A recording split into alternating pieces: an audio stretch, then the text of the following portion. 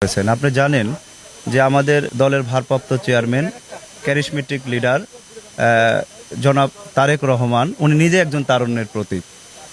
উনি যেহেতু তারুণ্যের প্রতীক এই জন্য উনি তারুণ্যের রাজনৈতিক অধিকার প্রতিষ্ঠার সমাবেশের আয়োজন করেছে সারা বাংলাদেশে বিভাগীয় সমাবেশের আয়োজন করেছে। ওনার লক্ষ্য এবং উদ্দেশ্য হচ্ছে যে শুধু প্রবীণ দিয়ে আগামী সংসদ গঠন করবেন না, উনি নবীন এবং প্রবীণের সমন্বয়ে আগামী জাতীয় সংসদ গঠন করবেন।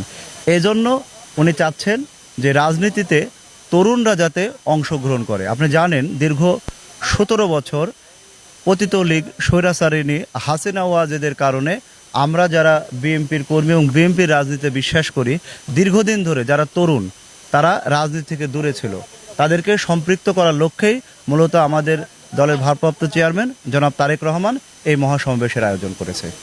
আপনি জানেন যে আমাদের দলের ভারপ্রাপ্ত চেয়ারম্যান জনাব তারেক রহমান ভাই আমাদের যে রাষ্ট্রীয় 31 দফা বাস্তবায়নের জন্য উনি 31 দফা দিয়েছে, সেখানে এখন উনি একটা দফা দিয়েছে যে আমাদের নির্বাচনী রোডম্যাপ চাই।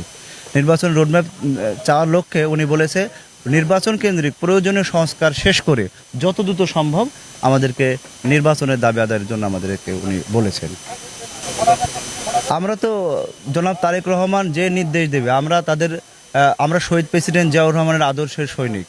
তারেক রহমান যে নির্দেশ দেবে আমরা তার প্রত্যেকটি নির্দেশ অক্ষর অক্ষরে পালন করতে বদ্ধপরিকর।